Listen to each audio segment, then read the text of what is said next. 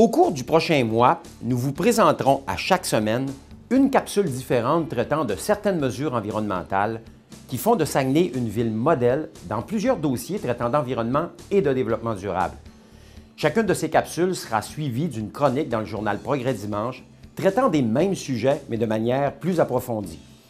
Aujourd'hui, nous parlerons plus précisément d'eau potable, de gaz à effet de serre et du bilan d'activité en termes de développement durable. Comme on le voit ici, la moyenne de consommation au Québec est de 709 litres par jour par personne. À Saguenay, en 2011, nous avons consommé 609 litres par personne par jour et en 2012, 581 litres pour une nette diminution de 4 %. En résumé, par personne par jour, notre consommation est de 17 % de moins que la moyenne provinciale.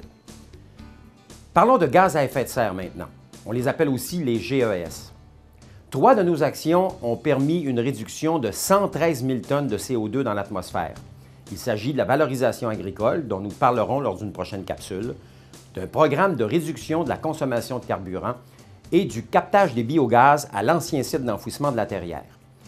Cette réduction de CO2 équivaut à pas moins de 30 000 voitures de moins sur nos routes.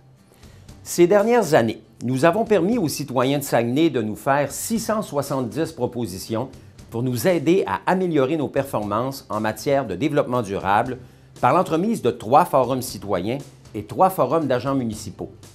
Cela a amené à un plan d'action 2014-2019 et toute une pléiade d'actions à mettre en place au cours des prochaines années. Je vous invite donc à consulter notre chronique dans le journal Progrès Dimanche de cette semaine, lequel traitera plus à fond de l'ensemble des sujets d'aujourd'hui.